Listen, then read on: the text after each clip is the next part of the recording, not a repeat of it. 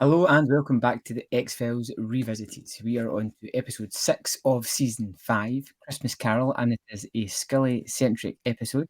Or we're both happy about. Brian, where does this sit in the legacy of the X-Files? Well, you look like the cat who just got the cream, but yeah.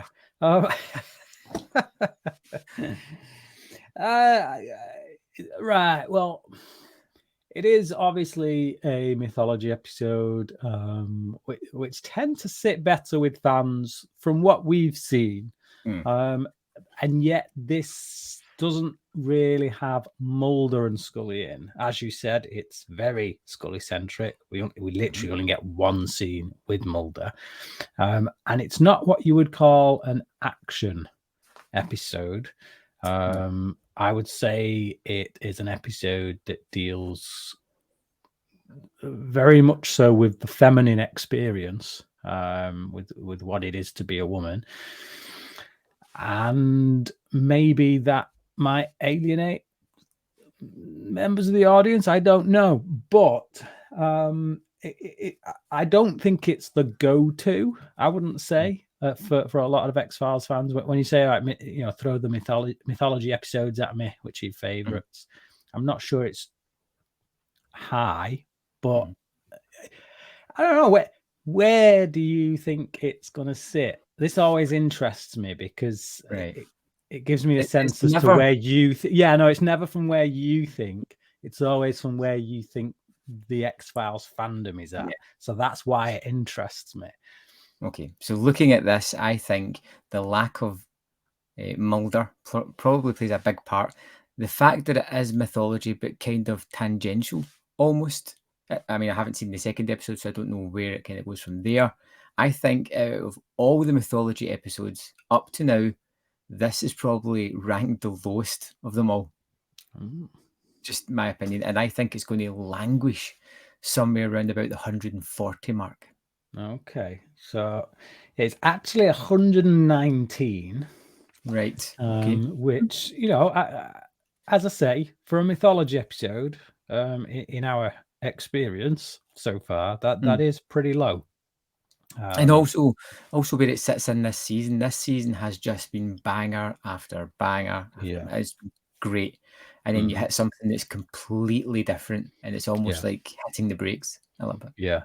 It feels to me like this episode is geared towards keeping one of the main stars happy.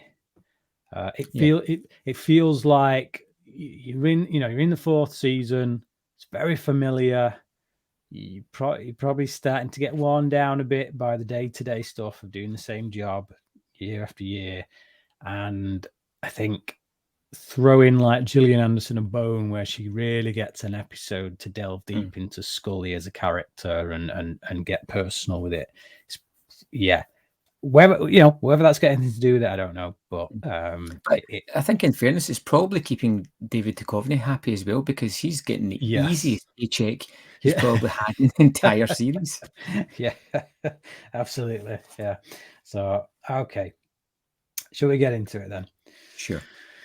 All right. Okay. So we open up with Bill Scully's house. Everybody's favorite brother, Bill Scully, for Christmas. It's Christmas time. And they're all, thinking about Dad. Scully's there. Mum's there. Bill's wife's there. Very, shall we say, over the top jolly wife. Yes. She seems very pregnant. Yeah, she seems to me like one of those people who sometimes you might just can you just stop smiling? Can you stop being so happy about everything? Nobody's that happy. No. And it seems Melissa who calls from beyond the grave. So there's but basically everyone goes upstairs because they're all lugging presents and things like that in, and then the phone goes and Scully's just kind of stood there on her own. She's like, okay, I'll answer it. She answers it, and I don't know if you picked up on the voice. right away? Because it's been some time, hasn't it, since we saw Melissa. I didn't get that. Right. Because obviously, like by the time I first watched this way back when, I'd seen like the first 3 seasons on video. Yes, folks, not DVD, video. I'd seen the first 2 seasons on video so many times I'd lost count. So as soon as that voice, said, like go to her, she needs your help, kind of thing. I knew right off the bat who that was. Like I recognized the voice instantly, and obviously, given that you're just like going through this essentially as a one-time thing, I could understand how, and even more so if way back when you watched the show but not religiously, you just you watched each episode once when it came on. Obviously, that long gap, you'd be like, okay, whose voice is that? But for fans, I think it was like an instant notification kind of thing. Okay, so Scully rings the FBI to have them trace the call, and we cut. First of all, what do you think about that opening? Subdued, kind of subdued. It just feels as if we're in for a family drama, which technically we kind of are. There's a lot of introspective moments within it, but nothing's really grabbed me as yet. Okay. Do you think if you'd have recognized that voice as Scully's sister, that would have impacted you more? Possibly. I mean, I don't know, because it's hard to really discuss, I suppose. No, I'm not overly sure if it would have impacted me more, because I feel like leading into this, Scully's in a very fragile place, and there's some things that happen in this that I'm not sure if they actually happened or not, or if it's all within this woman who's very fragile at the moment. Right. Okay. So I would maybe even have read into it that it was she's inflecting. Right. Okay. Yeah. I think, like, for me personally, recognizing instantly that sounds like her sister made that whole phone call section quite haunting. Eerie is what I would say. Because I would say, just not to get too far ahead of myself, but I thought it took about a good 10 minutes before this episode actually grabbed me. Right. Okay. And I was thinking, oh, this is going to be quite meandering. But then it picked up and really drew me in. But for that first 10 minutes, right up to probably the dinner sequence. Right. Okay. When she calls Mulder and goes back to the dinner table and things, it was after that, the scene after that, it started to kick in for me. That is interesting because I obviously you can never tell, but I would have loved to have known what your reaction would have been if you'd have known instantly that was Melissa. Because, like, when I hear it, it kind of sends a shiver down the back of my neck, where I'm like, oh, that's a dead sister. And it's just, I don't know, there's just something quite eerie about it. So, yeah, okay. So Scully arrives at a crime scene, which is an apparent suicide of a woman named Roberta Sim, who is, in the bathtub, supposedly slit her own wrists, in the way that people do when they don't really want to kill themselves. Just as, instantly we get pushed by cop. We get a little X-Files trope. This guy's so defensive and aggressive, and what I notice as well is he steps into her space, like her personal space, and he's kind of looming over her a little bit. It's very, like, domineering. He does, but see, I'm gonna say I like this guy. Right. I just, not right off the bat. I think you're right. I think you're right. He does grow on me. Yeah. The episode. I think you're right. There's a jurisdictional kind of territorial pissing going on to begin with. Yeah. But over the course of this episode, I feel like he really warms up, and he does jump through a lot of hoops for Scully. Like there's a lot of stuff in this where he could just say, "Look, this ain't your case. Go home. Get out of my face." I almost look at him later on as a surrogate Mulder. Only yes, this Mulder will be swayed and listen to reason. Yes. No, that's exactly it. That's exactly it. And the thing as well, we get more of him in the second part. He's not he's not just here for the first part. So I like this guy, and I find myself kind of wishing he'd come back in the series at some point, like and become some kind of secondary character. But yeah, I do. I warm to him across the two episodes. But okay, so yeah, Scully tells Bill that they got a call from someone who sounded just like Melissa, and you can imagine what his face looks like when she tells him that. I feel like I'm skimping on some details here, but I can't quite remember. I think you're kind of with it so far. All right. So the detective confirms a call was made to Bill's house, but none went out from the Sims.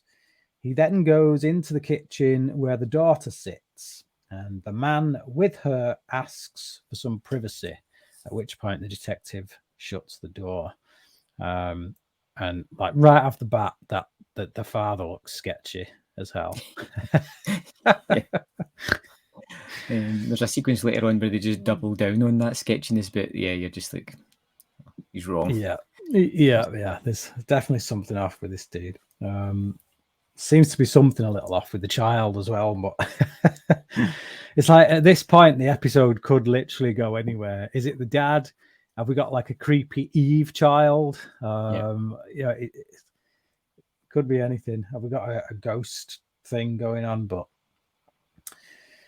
so we go from there, and Scully steps out of dinner to call Mulder. So they're back at Bill's. They're having family Christmas dinner, and yeah, you can see that Scully's getting a bit twitchy because they're talking about the pregnancy. Bill's wife is all like happy.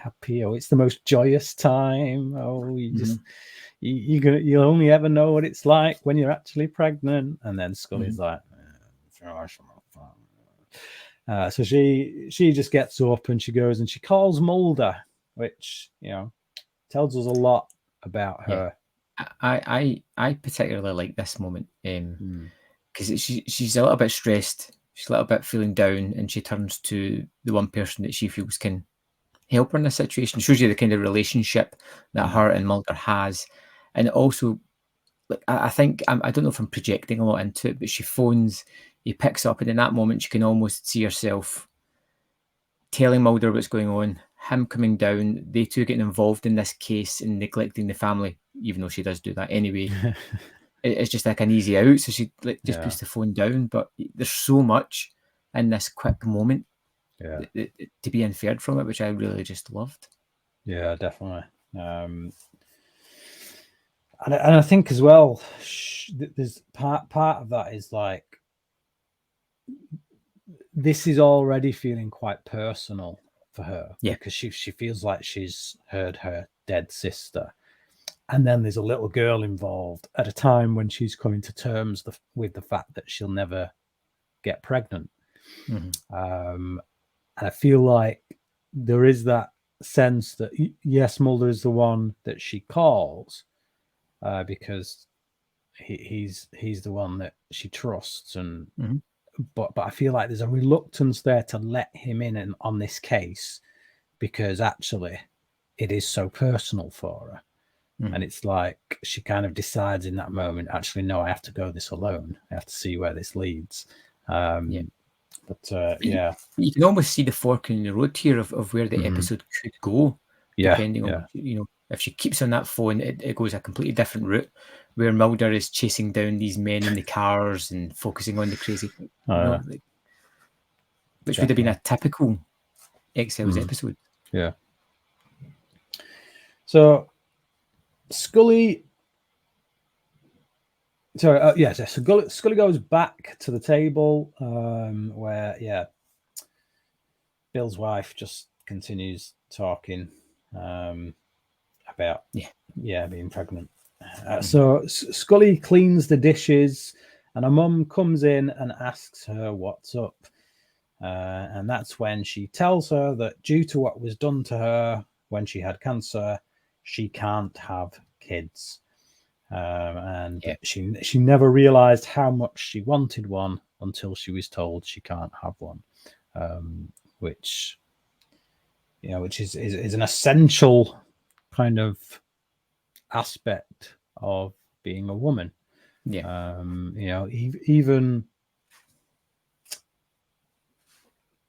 when a woman can't have kids, it is a defining aspect of who they are. It's part of the experience that really is very much specific to being a woman. That's all I'll say on that matter. But we go from there. We have a dream about childhood with Bill as a young little so-and-so. You just need a douchebag totally, pretty much, yeah. I feel like they're playing up the douchebaggery. I feel like from previous episodes, the fandom kind of right off the bat started to say he's a bit douchey in it. And I feel like Chris Carter's just led with that and said, "All right, yeah, let's ramp that up a bit." He's always been a douchebag. So, so as a child, he's threatening to make rabbit stew out of Scully's rabbit that she's found. And then followed by a dead rabbit and the kid from the Sims house on the stairs. It's all a bit trippy. It's all a bit weird. It feels like half memory, half projection. I just took it as Melissa. Look at her memory watching. Right. Okay. I didn't put two and two together as like it being a memory of the daughter. I just took it as a flashback to her memory of her young sister. Right. I think because this is a significant repeat watch for me, in the sense that I've seen it many times. I think the later visions kind of affect how I see these earlier visions or dreams or whatever you want to call them. Because obviously there's stuff in the later visions that clearly isn't a memory. It is this is your mind making things up kind of thing. Okay. So I think that makes it so that on a rewatch, I read this dream slightly differently, which is, So, okay. So we get another phone call from Melissa when Scully wakes up, and it's back to the Sim residence, to which she's very politely told to sod off. And when he opens the door, like it's such a strange turn of phrase, I have no earthly reason. Like that's why no earthly reason? It just kind of leads to that kind of spiritual aspect of the whole Scully aspect, when he's like, I have no earthly reason why you would have got a phone call from this house. Yeah.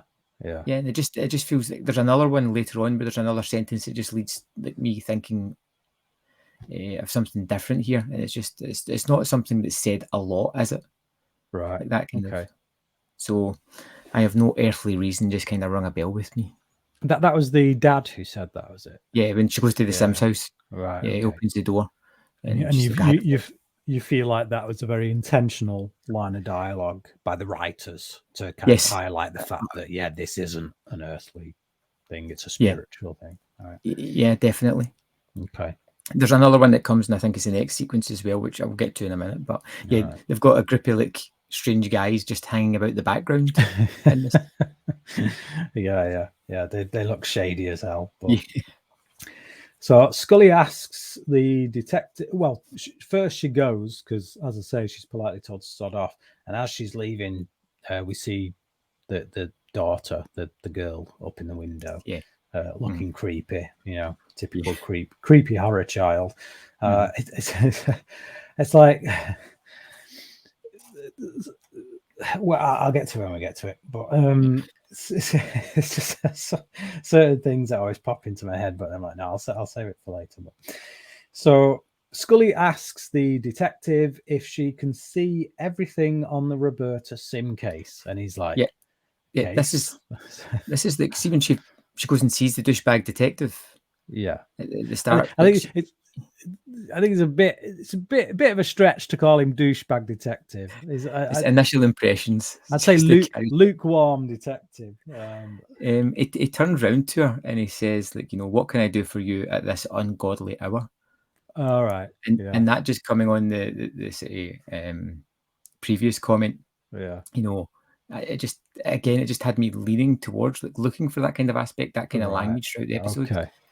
Which Well, I feel like it's pretty clever then. If that's the intention, it's very subtle kind of manipulation, isn't it? Of getting you into like a particular mindset. But yeah, I'm not sure I picked up on it myself. But I don't do subtlety. I need to be I need to be whacked over the head with a mallet to get it. But okay.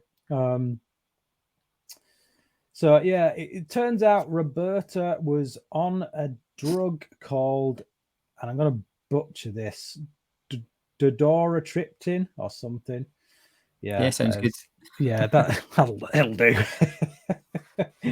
Scully takes a photo of the girl. The daughter. She sees a photo of her and she's like, Cogs start turning and she asks if she can take it, to which the detective, having no reason to say yes, says, sure, go ahead. I don't care. Okay, so she takes it home and places it alongside a picture of her sister, Melissa, at the same age, and they look like twins. So, obviously, because it's the same girl that's been photographed twice. All right. Okay. So at this point, is the episode getting a bit more kind of intriguing for you? Yeah, it's kicking in now. It's starting to really potter along, but along with the mystery, there is the kind of emotional turmoil that Scully has as well. Because we keep having this mystery that's pushing the plot forward, but at the same time, she's with her family, but definitely on the outskirts, looking in almost. At the happy family and how it's progressing and how she'll never have that. Yeah, so there's a definite disconnect in there between Scully and her family. Like she seems like the outsider, very much like the outsider, because of her career choice, I think. Which we've delved into in previous episodes. But so she does some research and finds that Emily was adopted. She calls Danny, everybody's favorite person on the other end of the phone, Danny, that we've never seen, and she asks for the complete case files on her sister. So she's starting to dig deep now. So it's after this that she has another dream where she's at a funeral for Roberta Sim. Emily's dad is there looking all douchey, and then we see like Roberta Sim, kind of her eyes flicker open in the coffin that's filled with water like a bathtub, and then we wake up to see Bill being concerned. Concerned Bill. He loves his sister deeply and he's just so full of concern. So this is why I had the thoughts that I did about the previous stream, because obviously all this stuff, this isn't memory. It's tied into memory, obviously, because she's aware of Roberta Sim's death, but she never went to the funeral, and this stuff didn't happen. So it's very much a kind of a mix of whatever's going on emotionally in her life, tied in with certain memories and obviously projecting other stuff going on. So yeah, see, I took this as a kind of a dream state that she's having, but she's working on this case, the aspects that have happened, the feelings that she's having, just encompassing into this one dream. The dubiousness of the father, along with the body in the murder sequence. It feels like the mind working subconsciously, trying to work out aspects of things that she can't focus on in her day-to-day work. Yeah. So I think it kind of, at this point, this is a kind of pointing towards the father or the husband is the killer. Yeah, definitely. Okay, so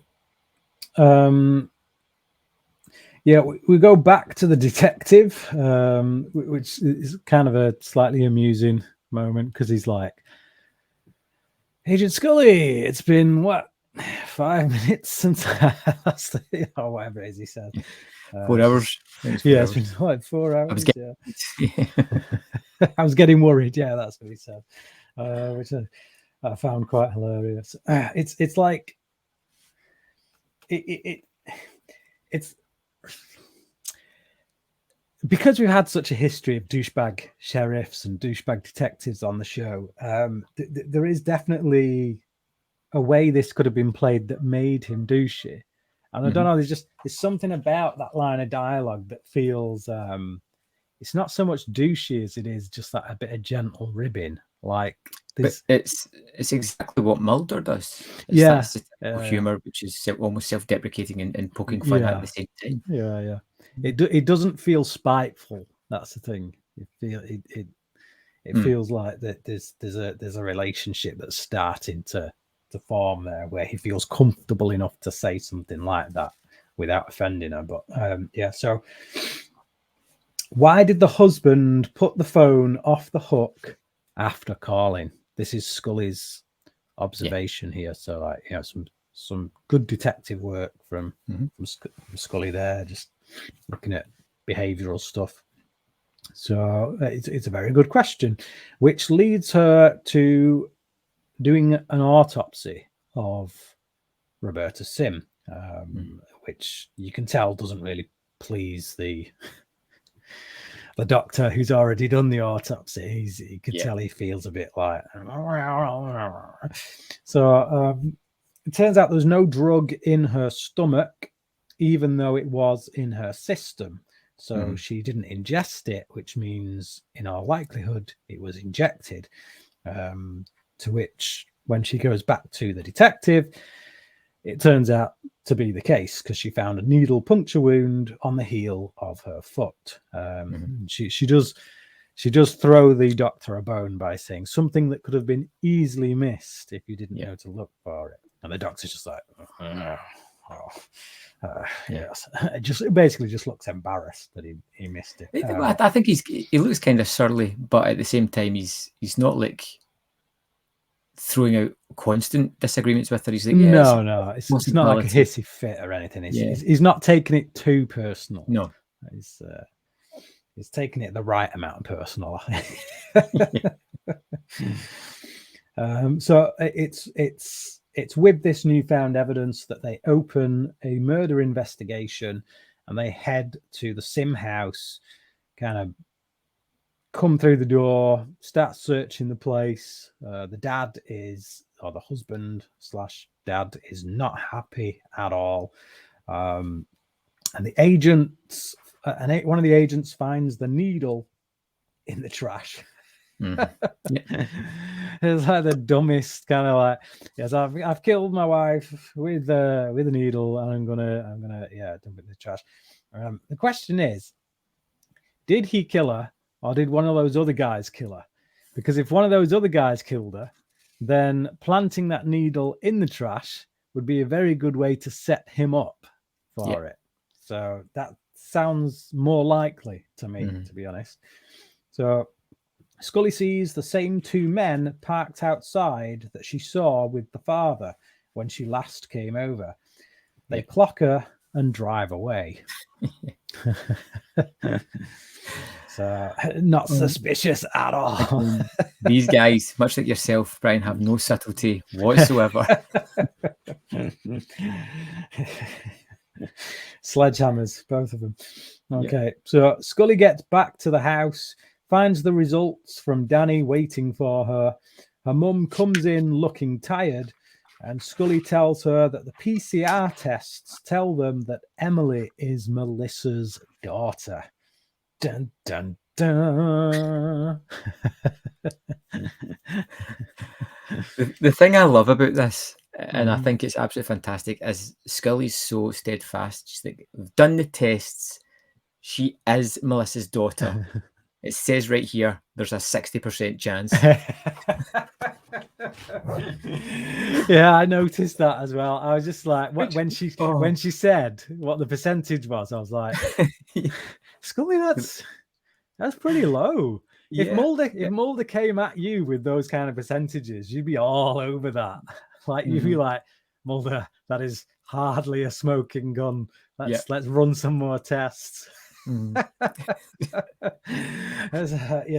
a clear sign but it shows her want. She wants this to be true. Yes, it's too personal for her. Ooh, caught off by a yawn. It's too personal for her, and that's the problem. And it is very good at showing you how when things get too personal, it can affect your judgment. Yeah. Okay, so Scully's mum doesn't believe Emily is Melissa's child, and she starts giving Scully a bit of a speech about we're still connected to them even after they're gone. I was the same with your father when he died. And it's like, yeah, all right, okay, just you do you. I see these ghosts. He was sitting there watching me.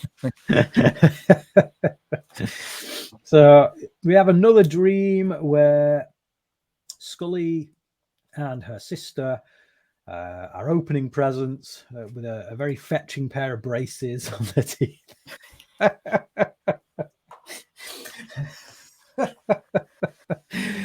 And then so they're basically rattling presents, trying to guess what they've got, when their mum comes in, tells them they can open one.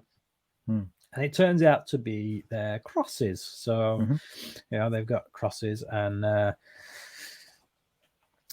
this is a bit of a contentious moment for a lot of X-Files fans who I think need to get a grip of themselves. Because why so? So they say it's this huge contradiction, and it's ridiculous, and it's like the writers don't even know their own show. Because if you go back to a season 2 episode when Scully was abducted, so it was Ascension, I think it was, and Mulder has found the cross, if you remember, in the boot or the trunk, if you're American, of the car, and he's holding it, and he goes to give it back to the mum, and the mum, Mrs. Scully, tells Mulder about when she gave her the cross, and it's a very different kind of story to the one that we see here. But what you have to remember is this is a dream. It's not a hard and fast memory. And we've already seen in the previous 2 dreams that it doesn't necessarily equate to what has actually happened. A lot of it is projection. A lot of it is kind of...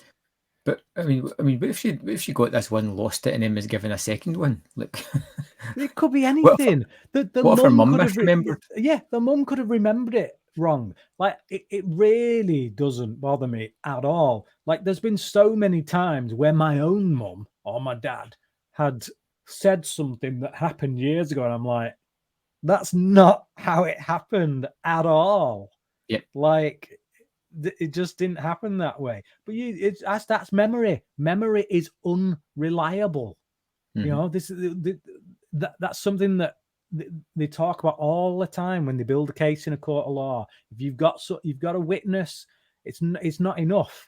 It's like you got to have multiple witnesses, and even they will have slightly different variations on the story, because that's what memory does. It's tricky. So if you're trying to remember something like that from 30 years ago or whatever, then there's going to be some, it's not important. And I just feel like jumping on this moment as if it's like it destroys the episode because it's a betrayal of what was said in season 2 on an off-the-cuff remark. Yeah, to me, doesn't bother me at all. This isn't a hard and fast memory, it's a dream.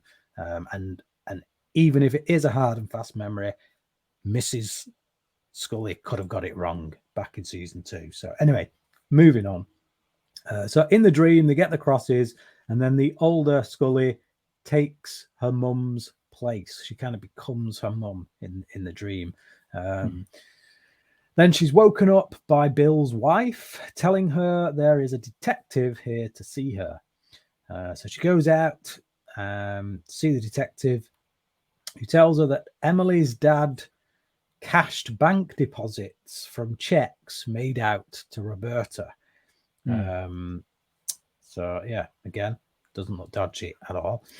So Yeah, it's rather large checks as well. Yes, very large checks. Yeah, and so they were made from a medical institute. So they go to the medical institute and speak to the doctor there, a Dr. Calderon. And it turns out that Emily is, so this is the little girl, Emily is a subject in his clinical trials. He's trying to develop a treatment for a special kind of anemia. The drug in Roberta's system was actually prescribed to the husband, supposedly for migraines. So yeah, they talk about the drug that was found in a system, and he's like, yeah, I never prescribed that to her. I prescribed it to the husband. So it's like, okay, things are starting to add up. So Marshall Sim is arrested, which obviously he doesn't look too happy about. Scully puts Emily into a social worker's car before giving her cross necklace. Now, it feels like this scene feels a little bit awkward to me, just because of how she's never interacted with this kid before. Yeah, and she's never interacted with this kid before, and she's almost mothering her already. Like it's like in her mind she's already accepted that this is her niece, and it just it feels a little bit weird. It does. It's like, whoa, tone it down a bit, Scully. It's like, okay. So Christmas party, laugh a minute, Bill's.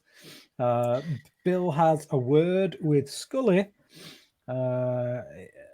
Once again, he dismisses her suspicions and says she's just trying to fill a void. Then their mum comes in to tell Scully she has a phone call. Right.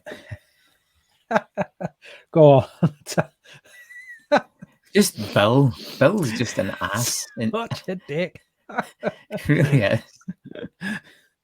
I'm surprised I didn't see something like, it's just because you can't have kids. Like, you know, just because he's that kind of guy that just would do something like that. Like, there's no sympathy or sibling love there. It's just like harsh brutality. Yeah. It feels like gaslighting. Like, this is gaslighting 101.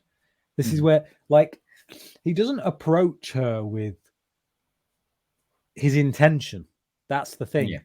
He doesn't approach her with his intention right off the bat. He doesn't come to her and say, hey sis, mum's told me what's going on, and like, I'm here for you in that, but do you not think that perhaps you could be reading a bit much into this because of what you're going through?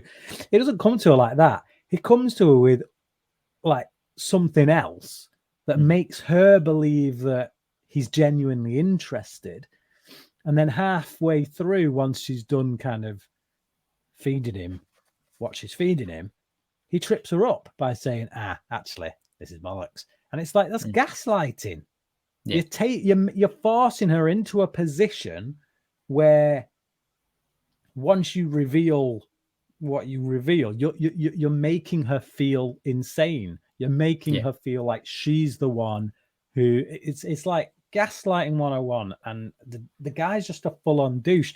And I've heard people before, or seen people before on X-Files fan groups on Facebook trying to defend. Not many of them, admittedly. Most people think he's a douche, but I have seen some people trying to defend Bill as if he's like, no, he's just trying to look out for her and all that. And it's like, no, he's not. He's a douche.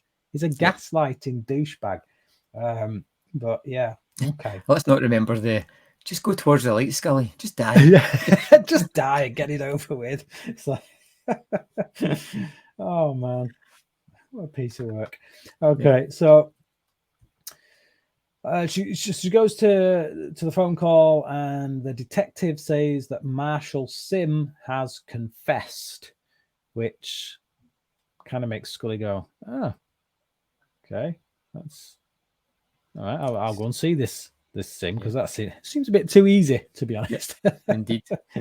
Yeah. So Scully goes to the county lockup and sees the same two men once again leaving. Yeah. Sledge and Hammer leaving the scene of the crime because, as we find out, Marshall is hanging in his cell with an apparent suicide in much the same vein as a particular rich man who had an island full of young girls.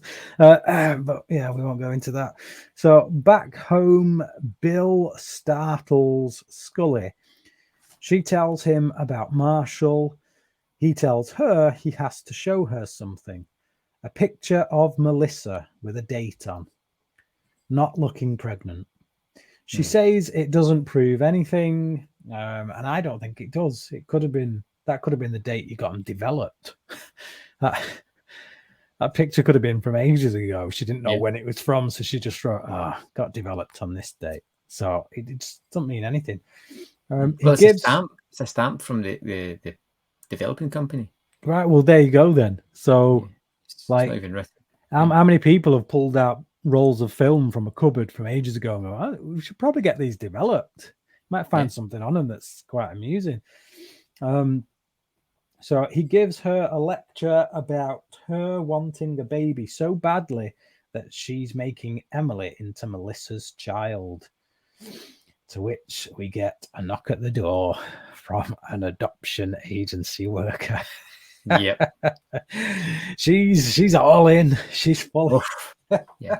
And the wheels move fast in this town. Yes. Yeah, big time. She's also told that she's rejected. Rejected. To which she then kind of goes into a really heartfelt kind of monologue about surviving cancer, feels like a second chance, and that she's had a change of priorities. And it almost sounds like she's kind of in a roundabout way saying that, look, if I have to leave the FBI to do this, I will. I know she never comes out and says that like in as many words, but that's the feeling I get when she's saying it. So there's a couple of things about this that just kind of strike me. One is very odd because the woman's like, you've been rejected. This is why, blah, blah, blah. And she lists out really valid reasons as to why. One of them I kind of chuckled at because it's like you've never had a long-term relationship. And I just think I'm older when she says that. And then she goes through this whole process after telling her it's been rejected and then says, well, we'll get back to you with our final decision. You've just told her. Like don't give her a sliver of hope. Hi. Yeah. I feel like that.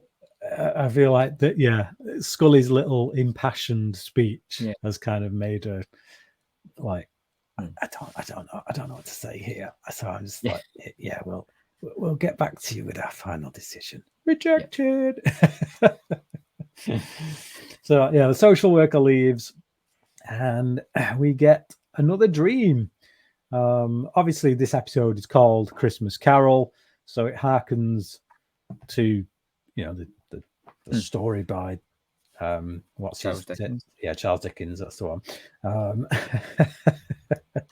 So we don't get ghosts of Christmas past, present, and future, so to speak. But the dreams are almost like Oh yeah, we definitely do.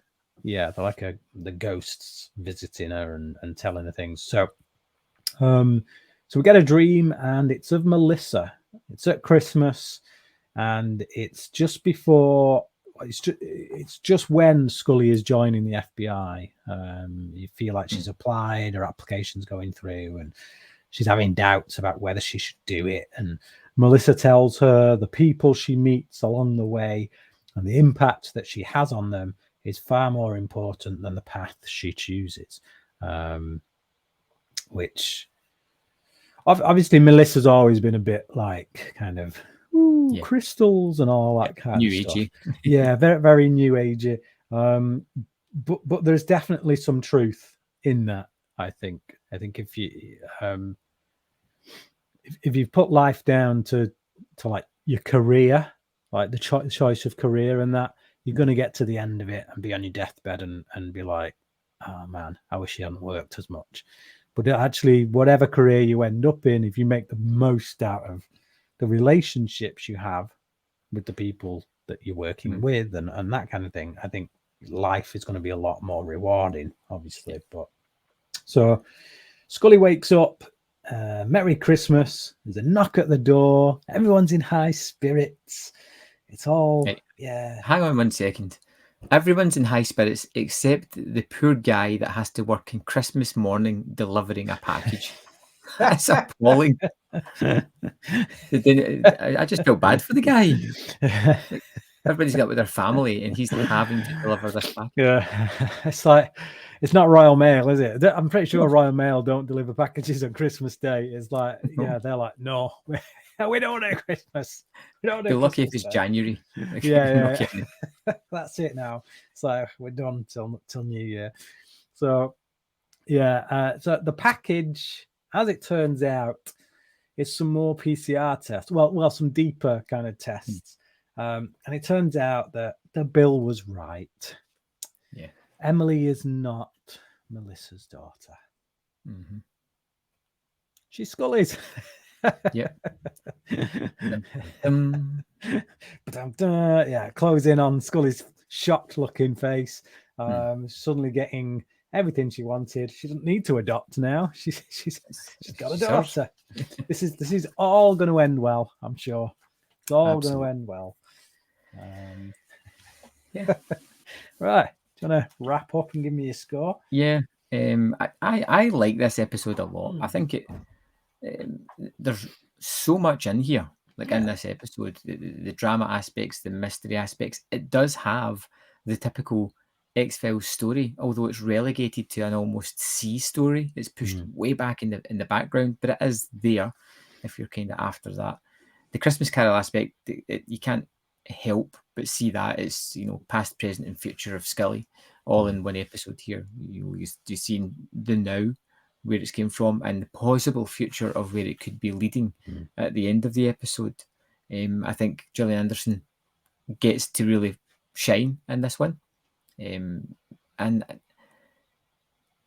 again, it's a two-parter, so I'm always wary and always cautious because I don't know how it's going to land in the second one. Now, from the episodes it's followed, I don't think it's as good as anything that's came before it in this season, but those episodes were all fantastic for me. I'm going to give it a cautious 4 out of 5 just now. Okay. But I may retrospectively change it depending on Emily. Okay. I really like this one. I think I mentioned that at the end of last episode. I love how personal it is.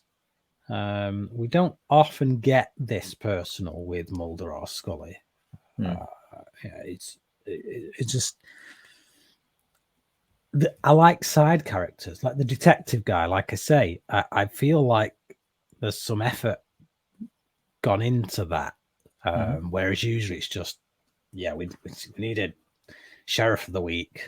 We don't really have to pay too much, but this guy feels like a character. It feels like he could have his own show. Like if they made a show about this guy doing his detective stuff, I'd watch it. So yeah, and just all the family dynamics, the tensions between Scully and her brother. Like literally for me, the only scene in this that feels a bit off to me is when Scully gives her cross to Emily. I'm just a bit like, okay, that's a bit off. But everything else, I'm really invested in, and I really want to see where it goes. I'm going to give this a 4.5 out of 5. It's been a while since I've seen the second part, so like you, that could affect how this goes. But now my memory of it is that it's definitely not as good as this first part. I think of the two, the first part is better. We get Mulder back. He comes into the case. And I almost feel like that takes something away from it, which I'll leave it there. I'll leave it there for that. But yeah, there we go. Okay, so that's something to look forward to. The conclusion of this two-parter. I kind of hate the two-part episodes. Because I feel uncomfortable talking about part one without having seen part two. But then I don't want part two to infer on my thoughts of part one. And yeah. So thank you for joining us as we talked about Christmas Carol. Look forward to episode 7 where we talk about Emily, and hopefully we get some nice conclusions to this episode. As always, if you wouldn't mind liking this video, subscribing to the YouTube channel, or if you're on podcast, leave a little review because it really helps our podcast and we appreciate it. So thanks for watching, and we'll see you on the next episode of the X-Files Revisited.